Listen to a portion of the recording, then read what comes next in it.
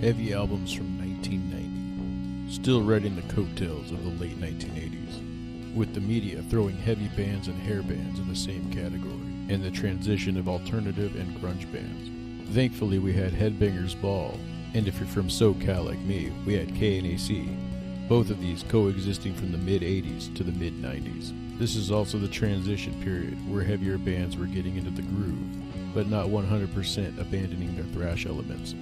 Number 1, Anthrax, Persistence of Time. This would be their final album with frontman Joey Belladonna, until his return in 2011 for the album Worship Music.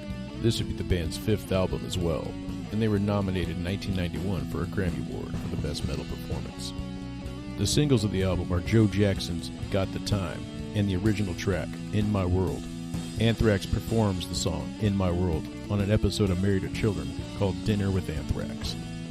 The lyrical themes are more serious and dark rather than comic book-like like the previous records. A standout track, in my opinion, that should have been a single is Keep It in the Family. 2, we have Megadeth, Rust in Peace, Capitol Records. This would be their 4th album, but the first album to feature guitarist Marty Friedman and drummer Nick Menza. The singles on the album are Holy Wars, The Punishment Due, and Hangar 18. Besides this lineup being the most stable lineup, it is also probably my favorite as well, and probably my favorite Megadeth album, with magazines such as Decibel and Kerrang! Stating that this album is one of the best thrash metal records of all time. Megadeth was also nominated in 1991 at Foundations Forum. My favorite topic on the album is UFO and alien conspiracies. This album was remixed in the year 2004, but I recommend this version from 1990 instead. 3, Slayer, Seasons in the Abyss, American Records. This would be their 5th studio album and final album with drummer Dave Lombardo until his return for the album Christ Illusion in 2006. This album peaked at number 40 on the US Billboard 200, by the way. Later, this album went gold in the United States and Canada. This album was also produced by Rick Rubin, who worked on their albums Rain and Blood and South of Heaven before. The title track to the album is also Slayer's first official music video. My go-to tracks on the album will be War Ensemble, Blood Red, Expendable Youth, and Skeletons of Society. Number 4, Judas Priest, Painkiller, Columbia Records. This would be their 12th album, and their first album to feature drummer Scott Travis. This would also be the final album to feature vocalist Rob Halford until his return in 2005 for the album Angel of Retribution. The style of this album is quite heavier than the previous records.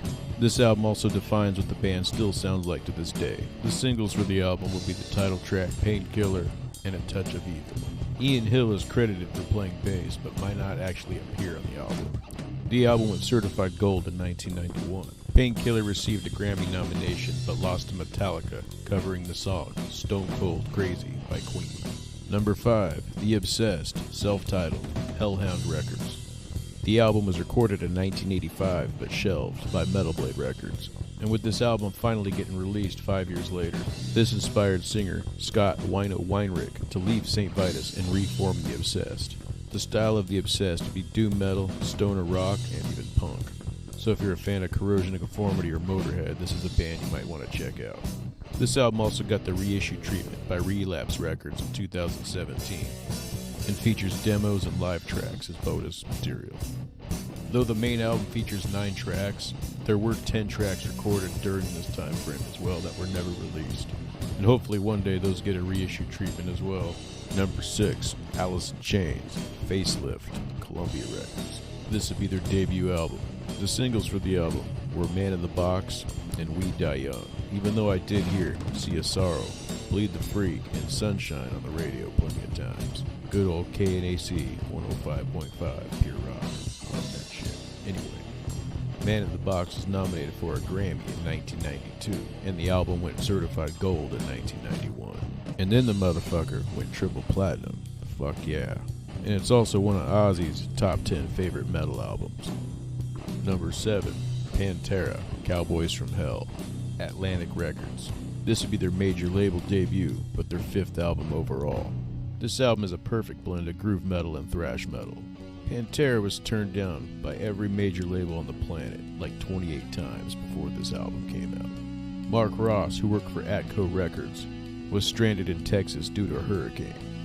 and he was advised by his managers to check out the band, and the rest is history. The album went double platinum, and also got a 30-year anniversary reissue.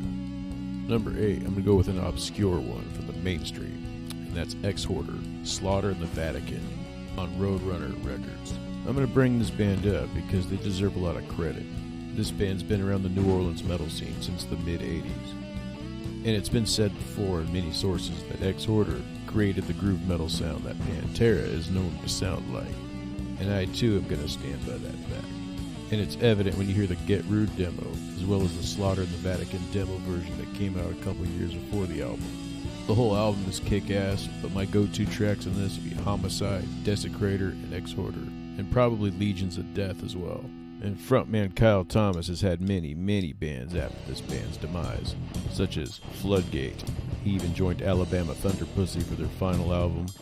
He is currently the vocalist for the band Trouble, and to this day he still fronts Ex-Hoarder as well as playing guitar at the same time. And before wrapping this up, I'd like to mention some other great albums that came out. You got AC/DC with The Razor's Edge, with the singles Thunderstruck, Money Talks, and the one I prefer the most, Are You Ready? Also, Dio, Lock Up the Wolves, the only album to feature guitarist Rowan Robertson. And then you got Testament, Souls of Black. I said it before and I'll say it again. I think anything Testament puts out is fucking awesome, with Eric Peterson being one of my favorite guitar players and Chuck Billy being one of my favorite singers. And that wraps it up.